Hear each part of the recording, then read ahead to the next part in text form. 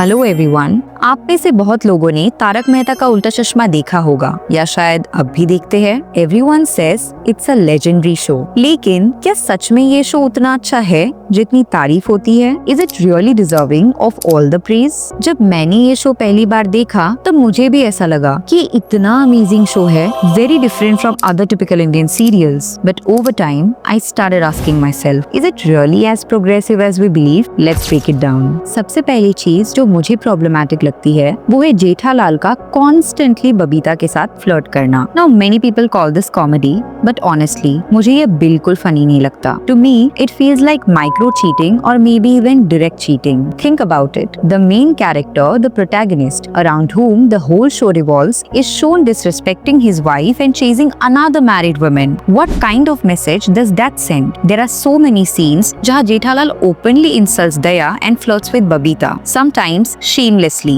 even in front of Daya and Iyer. Episodes like the swimming pool one, gifting chocolates to Babita, the holy episodes, planning family trip because of Babita. This is not harmless comedy. It somehow normalizes and promotes cheating. Some people even call Jethalal a green flag husband. But let's be honest, what kind of green flag humiliates his own wife and constantly flirts with his neighbor's wife? और अगर यही situation दया और अय्यर के बीच में होता तो क्या लोग उतना ही हंसते? I highly doubt it. Daya is portrayed as the most loving and caring wife, the so-called perfect housewife. But Jethalal chases Babita only because she is shown as more beautiful. Doesn't that clearly suggest कि show में looks matter more than genuine love and care? The show repeatedly pushes the idea that external beauty is more valuable than emotional connection. Another big issue is how Iyer is treated. He is constantly mocked and portrayed as someone who doesn't deserve Babita, as if being dark-skinned or not conventionally handsome means you cannot have a beautiful wife. उसके प्यार, उसकी मेहनत और उसकी sincerity को हमेशा dismiss किया जाता है। इनफैक्ट जेठालाल ने भी इसको लेकर बहुत बार मजाक किया है कि अय्यर को बबीता जी कैसे मिल गई, and the worst part, people laugh at it. This normalises the idea कि एक सिंसियर हस्बैंड की कोई वैल्यू नहीं, only looks matters. And surprisingly, Tarak Mehta, who is shown as a writer and intellectual, never questions Jethalal's behavior. Instead, he supports him in the name of friendship. एक भी ऐसा episode नहीं है जहाँ तारक मेहता ने जेठालाल के इस बिहेवियर को गलत बोला है या फिर उसे समझाया है। फॉर एग्जाम्पल, द भांग का लड्डू खाने वाला episode. It's so annoying. Friendship मतलब दोस्त के प्रॉब्लमैटिक बिहेवियर को सपोर्ट करना नहीं होता। रियल फ्रेंड्स सही राह दिखाते हैं, समझाते हैं, गलत करने से रोकते हैं, अच्छी बातें सिखाते हैं। और बबीता के कैरेक्टर की बात करें तो she is reduced to just the glamour element of the show. No strong story line, no career, no depth. She is basically there as eye candy, ताकि जेठालाल फ्लर्ट करे और ऑडियंस हंसे। This is not empowerment, it's objectification. But मुझे सबसे ज्यादा बुरा लगता है दया के लिए। She is loyal, loving, caring, yet Jethalal constantly insults her, calling her nonsense, पागल औरत और सात्वी fail, often in front of the entire society. Imagine एक वाइफ जो अपने हस्बैंड को लिटरली वर्शिप करती है और उसके साथ ऐसा डिसरिस्पेक्टफुल बिहेवियर होता है। Meanwhile Babita, who does nothing for Jethalal, is always praised. कितने सारे ऐसे सीन्स है जहाँ दया कुछ बोलती है और जेठालाल उसकी बात को डिसमिस कर देता है, ठीक से सुनता तक नहीं है। But when Babita says the same thing,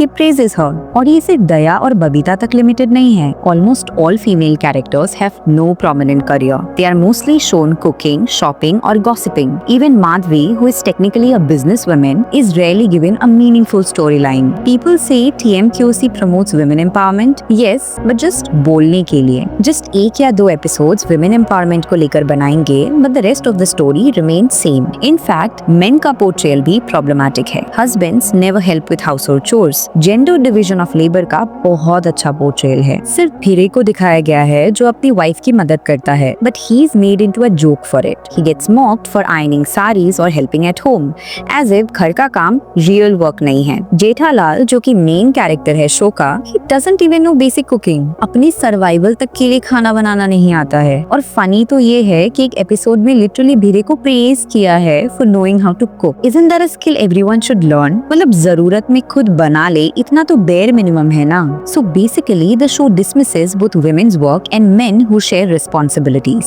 और मर्दों की इमेज भी काफी फ्लॉट दिखाई गई है। शो में हस्बैंड्स हमेशा छुप के पार्टी प्लान करते हैं, जुआ खेलने की बात करते हैं, झूठ बोलते हैं। This is not an accurate representation of men, but a very regressive stereotype. और जब भीरे इन सब चीजों को ओपोज करता है तब उसको मॉक करते हैं। इवन चंपक चाचा, जो सपोजली वाइज है, हमेशा बस महिला मंडल का साइड लेते हैं बिना सिचुएशन को समझे, and sometimes he acts like a hypocrite. For example, Tappu सेना की हर गलती को जस्टिफाई करते हैं, लेकिन जेठालाल को हर वक्त इंसल्ट करते हैं। He always scolds Jethalal, sometimes even unnecessarily, लेकिन जेठालाल टप्पू को कुछ बोले तो उसे ही उल्टा सुनाते हैं। Now let's talk about Popatlal. He is a journalist but shown as desperate and immature। हर लड़की को देखकर उसे प्यार हो जाता है। शादी नहीं होना कोई पाप तो नहीं है, बट हर लड़की के पीछे लगना, shamelessly flirt करना, this is harassment and it's very problematic कि शो में दिखाया जाता है कि Popatlal who himself is a middle-aged man somewhere around 35 to 40, और जब शादी की बात आती है तब उसे बहुत यंग 20s वाली लड़की चाहिए। Like, isn't that creepy? In fact, there is one episode where a woman accidentally calls Popatlal and says she's calling from an air hostess academy, and he assumes that she must be a young air hostess in her 20s and instantly starts flirting. But the moment she clarifies that she's actually retired after 20 years of working as an air hostess, Popatlal's entire tone changes and he even calls her auntie. वैसे तो वो भी uncle हुआ।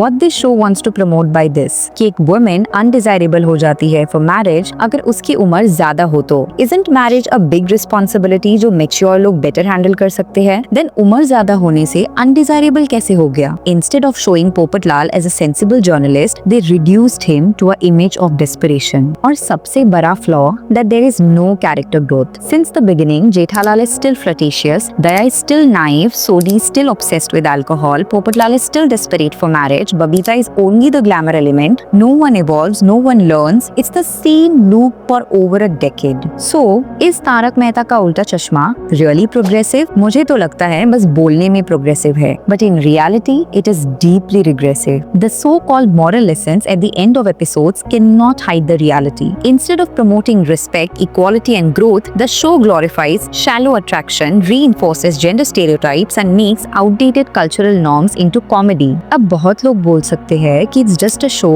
comedy है, देखो and move on. But reality is that we don't just learn from teachers and parents. We learn from what we watch, what we scroll, what we consume daily. That's why advertising exists. Brands spend crores on a 30-second ad क्योंकि it influences people. जब एक Instagram post किसी को insecure feel करवा सकता है, तो एक TV शो जो millions देखते हैं, वो सोसाइटी को इन्फ्लुएंस कैसे नहीं कर सकता? स्मोकिंग सीन्स के पहले वार्निंग लिखना पड़ता है क्योंकि विजुअल्स इम्पैक्ट बिहेवियर। तो ये जस्ट एंटरटेनमेंट कैसे हुआ? These shows and movies shape mindset. They normalize toxic ideas and that's exactly why we need to talk about them. That's it for today. Thank you so much for watching. Don't forget to subscribe to my channel for more videos like this और comment कीजिए कि आपको क्या लगता है इस show के बारे में। See you in the next video.